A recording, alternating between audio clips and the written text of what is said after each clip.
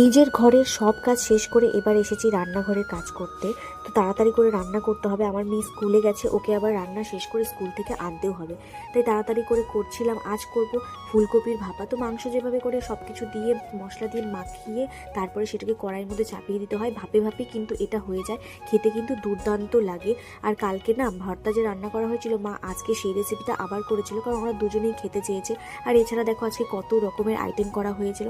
যাই হোক, মেয়েকে স্কুল থেকে এনে তারপরে খাইয়ে দাইয়ে লাঞ্চ করে ওকে ঘুম পাড়িয়ে দিয়েছি। আর আমিও না দুপুরবেলা একটু শুয়েছিলাম, বিকেলে কোনো কাজ করিনি। তাই সন্ধেবেলায় জামা কাপড়গুলো ভাঁজ করে নিলাম। আর এই ফার্নিচারটাতে না আমার মেয়ে লোশন ক্রিম লাগিয়ে দাগ করে দিয়েছিল, তো সেটাই মুছে নিলাম। আর জানো, সন্ধেবেলা একটা বিশাল বড় সারপ্রাইজ পেয়েছি। এটা কিন্তু একটা বিশাল বড় ব্র্যান্ড, সুদাথিপ মনে হয়। তো সেই ব্র্যান্ড থেকে আমার বর আমার জন্য সারপ্রাইজ দিয়েছে অ্যানিভার্সারি গিফট, একটা ব্র্যান্ডেড শাড়ি।